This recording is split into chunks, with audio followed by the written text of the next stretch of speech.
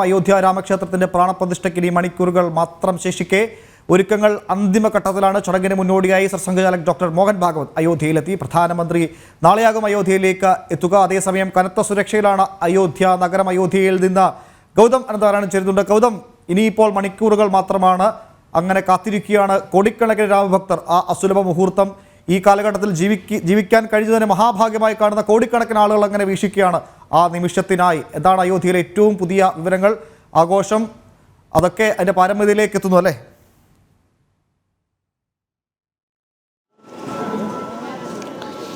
ഉമേഷേ, അയോധ്യ ഇനിയും ഈ ഒരു രാത്രി എങ്ങനെയെങ്കിലും ഒന്ന് തള്ളി നീക്കുക എന്ന ഒരു വികാരത്തിലാണ്.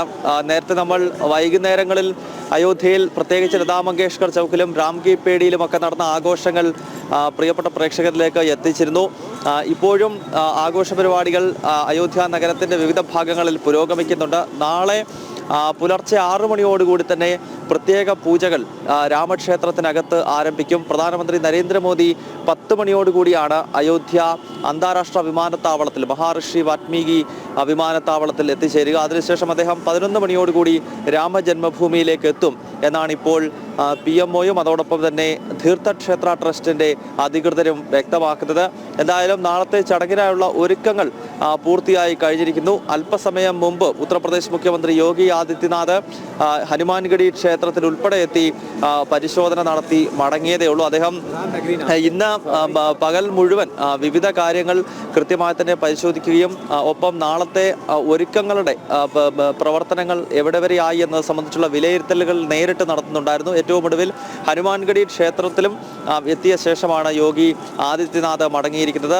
ഒപ്പം രാഷ്ട്രീയ സ്വയംസേവക സംഘത്തിന്റെ സർസംഘചാലക് ഡോക്ടർ മോഹൻ ഭാഗവതും ഇന്നിപ്പോൾ അയോധ്യയിൽ വൈകുന്നേരത്ത് എത്തിയിരിക്കുന്നു. അങ്ങനെ വിശിഷ്ട വ്യക്തികളെല്ലാം അയോധ്യയിലേക്ക് എത്തിക്കൊണ്ടിരിക്കുകയാണ്. നാളെ നടക്കുന്ന ഈ പ്രാണപ്രതിഷ്ഠാ ചടങ്ങിൽ ഏതാണ്ട് 8,000-ഓളം വിശിഷ്ട അതിഥികൾ ക്ഷേത്രത്തിനകത്ത് ഉണ്ടാകും. അതായത് ഈ തീർത്ഥക്ഷേത്ര ട്രസ്റ്റിന്റെ ക്ഷണമുള്ളത് 8,000-ഓളം പേർക്കാണ്. ഇതിൽ 4,000-ത്തിലധികം സന്യാസി ശ്രേഷ്ഠന്മാരുണ്ട്. പിന്നീട് സാമൂഹിക സാംസ്കാരിക രംഗങ്ങളിലെ പ്രമുഖ വ്യക്തിത്വങ്ങൾ, ഒപ്പം ഉത്തർപ്രദേശിൽ നിന്നുള്ള കാർ സേവയിൽ പങ്കെടുത്തവർ, അങ്ങനെ വിശിഷ്ട വ്യക്തികൾ, രാമജന്മഭൂമി മുന്നേറ്റവുമായി ബന്ധപ്പെട്ട് നിന്നവർ, അങ്ങനെയുള്ളവർക്ക് മാത്രമാണ് നാളെ ക്ഷണമുള്ളത്. അതിനാൽ 8,000 പേരാകും ഈ പ്രാണപ്രതിഷ്ഠ ചടങ്ങ് നടക്കുമ്പോൾ രാമക്ഷേത്രത്തിനകത്ത് അല്ലെങ്കിൽ ആ ക്ഷേത്രാങ്കണത്തിൽ, ആ ക്ഷേത്ര പരിസരത്ത് ഉണ്ടാകുക. എന്തായാലും രാമജന്മഭൂമിയിൽ ഇപ്പോഴും വിശേഷാൽ പൂജകൾ ഉൾപ്പെടെ പുരോഗമിക്കുകയാണ്.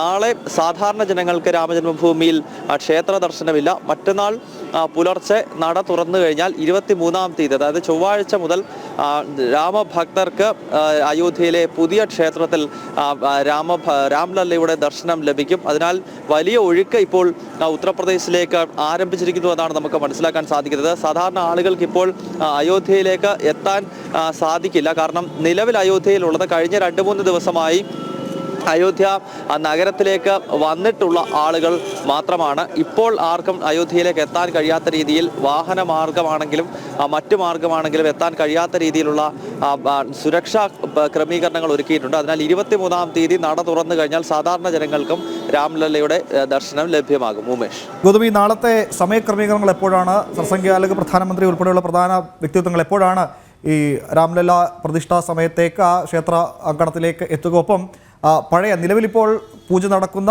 രാംലല്ല വിഗ്രഹം അതെപ്പോഴാണ് പുതിയ ശ്രീകോവിലേക്കൊക്കെ മാറ്റുക? അങ്ങനെ അതിൻ്റെ ഒരു സമയക്രമം കൂടി ഒന്ന് വ്യക്തമാക്കിയാൽ വളരെ വേഗം ആളുകളൊക്കെ ഇങ്ങനെ ചോദിക്കുന്നുണ്ട്, എപ്പോഴാണ് ഇതിൻ്റെ മുഹൂർത്തം, എപ്പോഴാണ് മുഹൂർത്തം?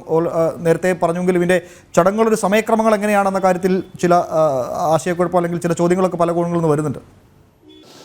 ഉമേഷ്, 6 മണിയോടുകൂടി തന്നെ ഈ പ്രാണപ്രതിഷ്ഠയുമായി ബന്ധപ്പെട്ട പ്രധാന ചടങ്ങുകൾക്ക് നാളെ തുടക്കമാകും. കഴിഞ്ഞ 16-ാം തീയതി മുതൽ പ്രാണപ്രതിഷ്ഠയോടനുബന്ധിച്ചുള്ള പ്രത്യേക പൂജ, അതോടൊപ്പം തന്നെ കലശം, അതിനെല്ലാം ഈ പൂജാരിമാർ നേതൃത്വം നൽകി വരികയാണ്.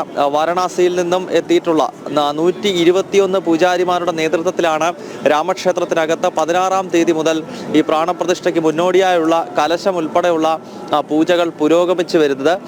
ഇത് നാളെ 6 മണിക്ക് വീണ്ടും ആരംഭിക്കും. ഏറ്റവും പ്രധാനപ്പെട്ട മുഹൂർത്തം എന്നത് 12:20-നാണ്. 12:20-നും 12:29-നും ഇടയിലുള്ള സമയത്ത് രാമക്ഷേത്രത്തിന്റെ പ്രാണപ്രതിഷ്ഠ ചടങ്ങ് നടക്കും എന്നാണ് തീർത്ഥക്ഷേത്ര ട്രസ്റ്റ് നിലവിൽ വ്യക്തമാക്കിയിരിക്കുന്നത്. ആ സമയത്താണ് വീടുകളിൽ ഉൾപ്പെടെ ദീപം കൊളുത്തണം എന്ന ഒരു ആഹ്വാനം ഭാരതത്തിന്റെ പ്രധാന സേവകൻ, അതായത് പ്രാണപ്രതിഷ്ഠ നടക്കുമ്പോൾ ജയ് റാം ജയ് റാം ജയ് ജയ് റാം എന്ന മന്ത്രം ജപിച്ചുകൊണ്ട് പൂജാമുറിക്കകത്ത് വിളക്കുകൾ കൊളുത്തുക എന്നതാണ് പ്രധാനമന്ത്രിയും അതോടൊപ്പം തന്നെ RSS സർസംഘചാലക് ഡോക്ടർ മോഹൻ ഭാഗവത് ഉൾപ്പെടെയുള്ളവർ ആഹ്വാനം ചെയ്തിട്ടുള്ളത്. ഇത് കൂടാതെ വൈകുന്നേരം രാമദീപം എന്ന നിലയിൽ, അതായത് മുഴുവൻ രാജ്യത്തെ ഭവനങ്ങളിലും ദീപാവലിക്ക് സമാനമായ രീതിയിലുള്ള രാമജ്യോതി തെളിയിക്കണം എന്ന ആഹ്വാനവും ദേശീയ നേതാക്കൾ, പ്രത്യേകിച്ച് ഭാരതത്തിന്റെ പ്രധാനമന്ത്രിയും RSS സർസംഘചാലക് ഡോക്ടർ മോഹൻ ഭാഗവതും ഉൾപ്പെടെയുള്ളവർ നടത്തി കഴിഞ്ഞിരിക്കുന്നു. എന്തായാലും രാമജന്മഭൂമിയിൽ പ്രാണപ്രതിഷ്ഠയുമായി ബന്ധപ്പെട്ട ഏറ്റവും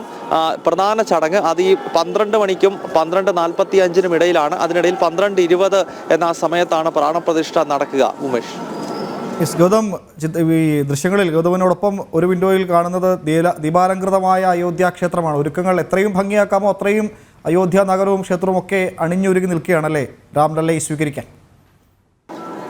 ഉമേഷ്, പൂർണ്ണമായും ദീപാലങ്കാര പ്രഭയിലാണ് അയോധ്യയിലെ രാമക്ഷേത്രവും അതോടൊപ്പം തന്നെ പരിസരവുമെല്ലാം.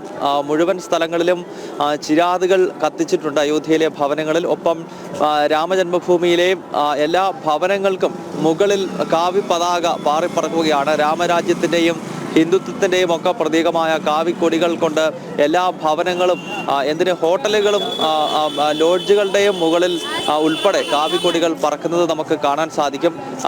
അതോടൊപ്പം തന്നെ രാമമന്ത്രം ജപിച്ചുകൊണ്ട് ധാരാളം രാമഭക്തർ റോഡിലൂടെ നടക്കുന്നുണ്ട്. അങ്ങനെ ഒരു ഉത്സവ അന്തരീക്ഷം പൂർണ്ണമായും ഈ നഗരത്തിലുണ്ട്. അത് ഇന്ന് മാത്രമല്ല, കഴിഞ്ഞ കുറച്ച് ദിവസങ്ങളായി ഭാരതത്തിന്റെ വിവിധ ഭാഗങ്ങളിൽ നിന്നുള്ള രാമഭക്തരാൽ അയോധ്യ നിറഞ്ഞിരുന്നു. പലരും വന്നിട്ട് തിരിച്ചു പോയിട്ടില്ല. കാരണം നേരത്തെ നമ്മൾ സൂചിപ്പിച്ചിരുന്നു, പോയി കഴിഞ്ഞാൽ പിന്നെ അയോധ്യയിലേക്ക് എത്താൻ കഴിയില്ല. അത്രത്തോളം സുരക്ഷാ ക്രമീകരണങ്ങളുണ്ട്. ഈ ഒരു പശ്ചാത്തലത്തിൽ ഇവിടെ വന്ന പല ആളുകളും, പല തീർത്ഥാടകരും തിരിച്ചു പോകാതെ അയോധ്യയിൽ തന്നെ തങ്ങുന്നവരുണ്ട്. അങ്ങനെ ഏതെങ്കിലുമൊക്കെ രീതിയിൽ നാളത്തെ ആ ചടങ്ങിന്റെ ഭാഗമാകുക, അയോധ്യയിൽ നിന്നുകൊണ്ട് ഭാഗമാകുക എന്നത് ഏതൊരു രാമഭക്തന്റെയും ഏറ്റവും വലിയ ആഗ്രഹങ്ങളിൽ ഒന്നാണ് എന്ന കാര്യത്തിൽ യാതൊരു സംശയവുമില്ല. കാരണം ഇതൊരു തപസ്സിന്റെ ഫലമാണ്. ഒരു 500 വർഷക്കാലം നീണ്ടുനിന്ന പോരാട്ടത്തിന്റെയും തപസ്സിന്റെയും ഒക്കെ ഫലമായിട്ടാണ് രാമജന്മഭൂമിയിൽ ക്ഷേത്രം ഉയരുന്നത്. അങ്ങനെയുള്ള ഒരു മംഗളകർമ്മം ഈ മഹത്തായ ഭൂമിയിൽ നടക്കുമ്പോൾ സ്വാഭാവികമായും അങ്ങ് രാമജന്മഭൂമിക്കകത്ത് കേവലം 8,000 പേർക്ക് മാത്രമേ പ്രവേശനമുള്ളൂ. എങ്കിൽ പോലും ഈ അയോധ്യ എന്ന ഈ പുണ്യപുരാതന നഗരിയിൽ ഭഗവാൻ ശ്രീരാമന്റെ ചൈതന്യം നിറഞ്ഞു നിൽക്കുന്ന, അദ്ദേഹത്തിന്റെ ബാല്യ കൗമാര യൗവന കാലഘട്ടങ്ങളൊക്കെ കടന്നുപോയ ഈ മഹത്തായ നഗരത്തിൽ ഒന്ന് നിൽക്കുക എന്നത് പോലും ഏതൊരു രാമഭക്തരെയും സംബന്ധിച്ചിടത്തോളം പരമപവിത്രം എന്ന് വേണം വിശേഷിപ്പിക്കാൻ. അതിനാൽ പലരും ഇവിടെ തന്നെ തങ്ങുന്ന ഒരു പശ്ചാത്തലം പോലും ഉണ്ടായിട്ടുണ്ട്. ഉമേഷ്.